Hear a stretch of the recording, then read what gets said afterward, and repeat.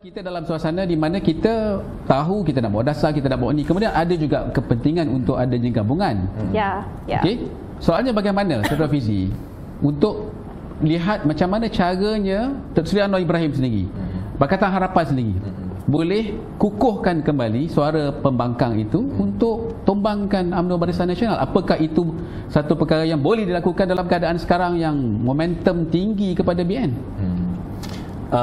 Ini yang menyebabkan saya banyak berbeza pendapat dengan pimpinan, tak semualah, segelintir pimpinan Pakatan Harapan dari sebelum pilihan raya 2018 lagi. Apabila kita lihat semua data, semua kajian, dan data ni ada kualitatif, ada kuantitatif, data ada di peringkat nasional, data ada di peringkat di bawah, kita tengok sejak 2016 lagi memang sudah nampak bahawa gelombang itu adalah gelombang rakyat mahukan perubahan kerana soal ekonomi. Pengundi di negara ini yang paling berpengaruh adalah yang dipanggil pengundi ekonomi, kerana dia sebenarnya tidak ada kesetiaan politik sangat kepada mana-mana parti. Dia pun sebenarnya tidak terpengaruh sangat dengan soal perkauman. Sehingga sekarang isu perkauman tidak pernah melebihi 9%. Apabila ditanya kepada pengundi, isu apa yang paling penting untuk kamu untuk dengar daripada ahli politik, isu kaum ni kurang 10%. It's always 40-50% of this economy kan. Jadi daripada 2018 lagi saya dah memang meraung, bersuara, sebut bahawa jalan untuk kemenangan ialah jalan penyelesaian isu rakyat, jalan dasar, jalan inovasi, jalan kreativiti kita, bagaimana kita boleh meyakinkan rakyat bahawa kalau diambil beberapa tindakan sebegini, dasar begini, ia boleh mengubah keadaan. Cuma memang ada juga segelintir pandangan di dalam Pakatan Harapan, dan saya ingat dalam mana-mana gabungan pun, yang tetap berpandangan bahawa politik ini ialah soal yang dipanggil tsunami. Politik ini ialah soal rakyat yang akan mengikut seorang batang tubuh pimpinan. Kalau pimpinan itu datang, semua rakyat akan datang. Saya tak bersetuju sebab saya rasa rakyat tak bodoh. Kalau kita nak ambil pandangan bahawa rakyat ini senang dicucuk hidung, datang seorang dia ikut semua, it's very outdated. Gen X macam kami pun tak percaya, apatah lagi millennials, Gen Z semua kan. Kita orang yang dah 40 lebih pun kata it's not like that. Dulu mungkin lah zaman 60-an, sekarang tak. Tapi ada pandangan yang begitu. Jadi sebab itu dalam PH pun sebelum 2018, pandangan begitu yang memberi terlalu banyak kekuatan politik kepada watak seperti Tun Dr. Mahathir. Kerana ada segelintir pimpinan Pakatan Harapan ni yang betul-betul taksub bahawa kalau tak ada Tun Mahathir kita tak menang. Itu sebenarnya menunjukkan mereka juga agak terpisah daripada realiti sebenar rakyat tau. Bahawa dia tak sedar bahawa rakyat ni kalau dia nak berubah, dia soal pekerjaan, soal gaji, soal dan sebagainya kan. Jadi kita menang, dan lepas tu kita tahulah apa yang berlaku kan. Sekarang ini bila beberapa siri kekalahan, perkara itu timbul balik. Timbul balik soal kita perlu ambil tokoh itu, kita kena bergabung dengan yang ini, saya tak nampak semua itu akan membantu, kerana akhirnya watak pengundi itu tidak berbeza. Watak pengundi dalam 100% pengundi, 60% pengundi adalah pengundi ekonomi, 60% pengundi adalah atas pagar. Tidak ada parti dalam dunia ini yang menang dengan sokongan hardcore dia, sokongan tegar dia. Tak ada. Yang menang ialah apabila parti itu dengan dukungan sokongan tegar dia berjaya meyakinkan pengundi atas pagar bahawa kalau pilih aku, hidup kamu lebih baik. Kalau pilih aku, keadaan jadi lebih baik. Jadi berbalik kepada sekarang, sebab itu saya kurang bersetuju kalau contohnya Pakatan Harapan sibuk mencari jalan dengan siapa nak bergabung, kerana apabila kita bergabung dia akan ada kompromi, terpaksa buat kompromi ni mengenai dasar, mengenai penjenamaan, kemudian bergaduh siapa nak jadi pemimpin. Sedangkan jalan yang paling mudah untuk mengembalikan kembali that's not a good word, mengembalikan kembali. Bahasa Melayu is bad. Is mengembalikan cukuplah, tak payah mengembalikan kembali dah. Cara yang paling baik untuk mengembalikan momentum ialah kita kembali kepada formula yang bawa kita menang 2018, iaitu kita dekat dengan rakyat. Macam yang Izzah sebut tadi, ada perkara-perkara yang memang menyusahkan rakyat setiap hari. Ada benda-benda yang sepatutnya kerajaan selesaikan, tak kisahlah kerajaan mana. Adakah harga barang makanan pun, harga telur tak boleh selesai. Dan harga telur ini walaupun bunyi remeh kan, harga telur tak boleh selesai.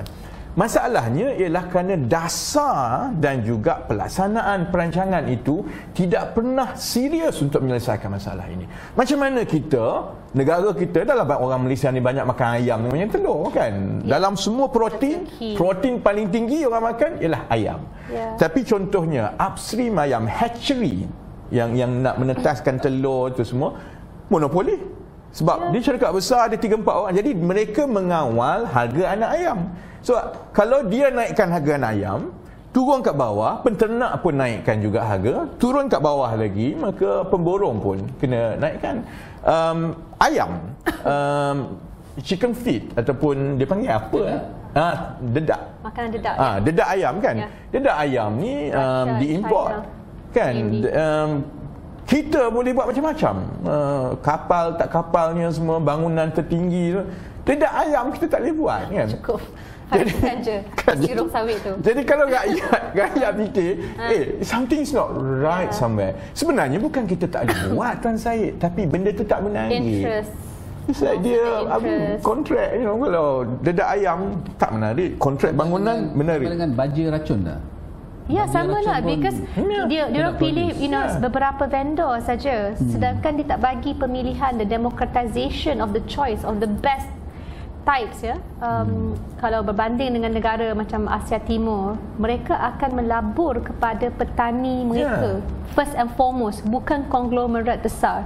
Jadi antara perbandingan kenapa di sana, walaupun per square feet tanah taklah begitu banyak, tapi dari segi hasil, jadi kita kena kembali ke arah itu. Dan Datuk Saifuddin Nasution, to his credit, dah mulakan gerakan 2019 melalui laporan MyCC. Tadi saya nak bagi tahu dekat parlimen, saya sampai bagi laporan tersebut untuk kerajaan sedia ada. So if it ain't broke, why fix it? Masalah kita dari segi continuity, kesinambungan dasar, reformasi struktur, berbalik kepada kenapa kita kena ada penjenamaan, not even that, brand differentiation. Kerana bila mereka tidak ada dasar dan program yang jelas berbeza untuk menyelesaikan masalah rakyat, you're going to do more of the same, and we don't want to do more of the same.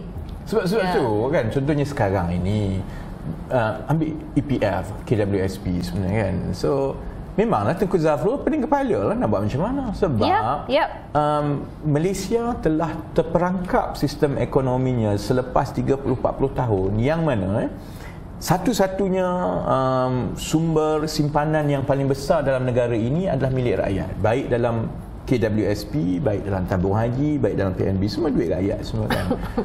Oleh kerana ekonomi kita ni walaupun berkembang 4-5% semua, tapi dia tidak menjurus ke arah nilai yang lebih tinggi.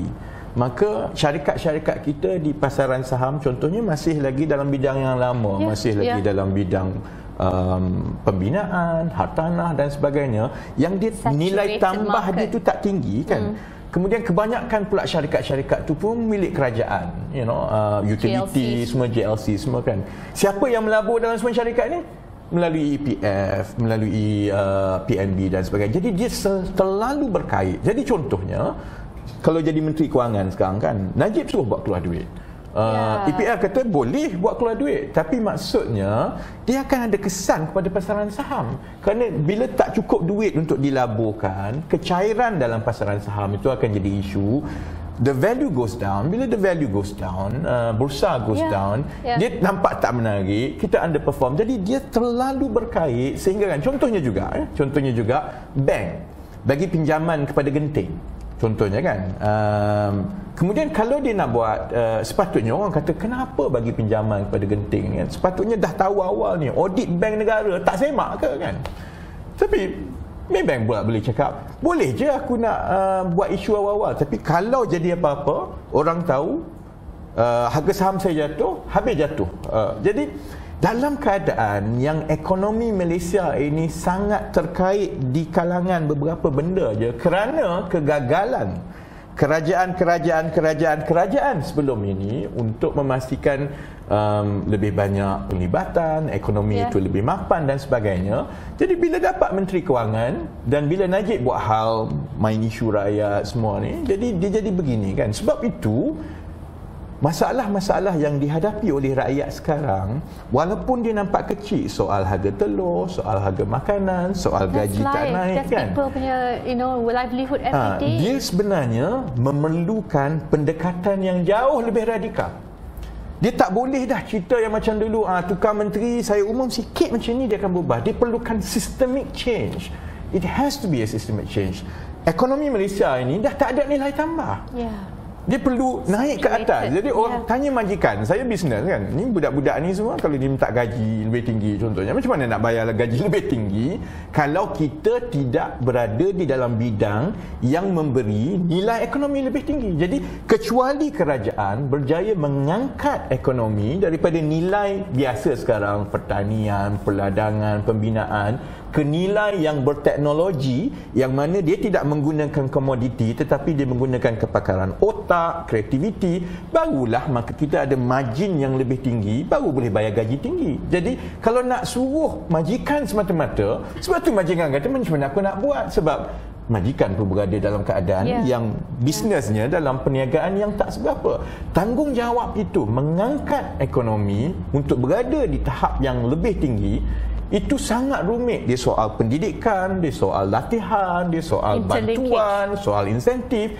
Semua ni tanggungjawab kerajaan. Jadi kalau kita lah sebagai Pakatan Harapan masuk pilihan raya, cukup dengan berkempen dengan cakap saya lebih baik daripada PN dan BN. Kamu jahat, saya baik. Rakyat tak percaya dah sebenarnya. Rakyat nak tahu, okey, kamu dah ada peluang jadi kerajaan BN. Kamu dah ada peluang jadi kerajaan PH. Kamu sekarang jadi kerajaan PN, BN. Aku pun tak tahu apa benda sekarang kan. Tak apa-apa sekarang kan. Jadi kalau kami nak percaya, apa yang kamu akan buat secara berbeza yang boleh bawa kami keluar daripada masalah ini. Sebab itu PH perlu kembali kepada landasan dasar yang radikal supaya dapat mengembalikan minat rakyat. Kalau tidak, rakyat rasa kamu semua sama.